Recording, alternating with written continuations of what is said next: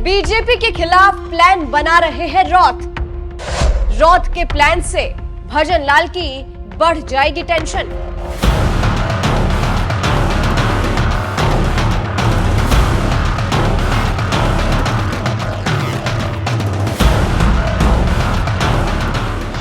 नमस्कार, मैं हूं आपके साथ सृष्टि श्रीवास्तव।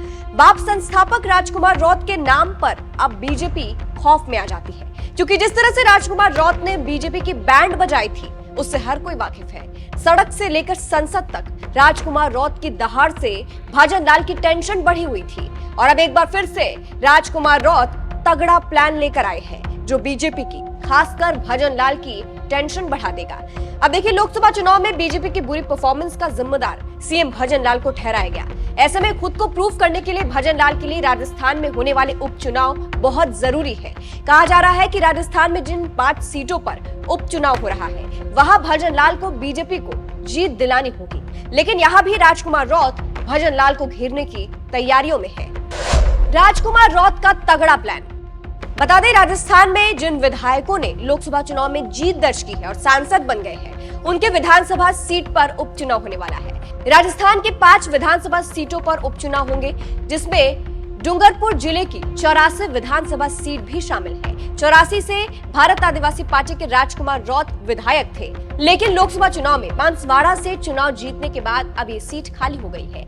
ऐसे में जिस तरह के हालात है उससे तो ये साफ है कि ये सीट बाप और भजन लाल दोनों के लिए वर्चस्व की लड़ाई होने वाली है। बाप को अपना भौकाल दिखाना है और भजन लाल को लोकसभा की गलती सुधारनी है। हालांकि उपचुनाव कब होंगे इसका ऐलान नहीं हुआ है, लेकिन अभी से भारत आदिवासी पार्टी पूरी तैयारी में है कि बीजेपी को हराना है। अब क्योंकि पार्टी के संस्थापक राजकुमार रौत है, तो फैसला भी उनका होगा कि उनकी छोड़ी हुई सीट पर कौन बाप की तरफ से चुनाव लड़ेगा। ऐसे में खबरें हैं कि राजकुमार रौत पोपट खोखरिया पर भरोसा कर सकते हैं। इसकी कोई पुष्टि नहीं है, लेकिन खबरें हैं कि पोपट खोखरिया राजकुमार रौत की विधानसभा सीट से चुनाव लड़ सकते हैं। पोपट खोखरिया भील प्रदेश विद्यार्थी मोर्चा के फाउंडर मेंबर और जोथरी पंचायत समिति की प्रधान के पति हैं। ये राष्ट्रीय श्री भोगीलाल पांड्या पीजी कॉलेज के छात्र संघ के अध्यक्ष रहे हैं। इनकी युवाओं में अच्छी पैठ है, यानी बाप अगर इनको उतारती है तो फायदा उनका ही होगा, क्योंकि पोपट खोखरिया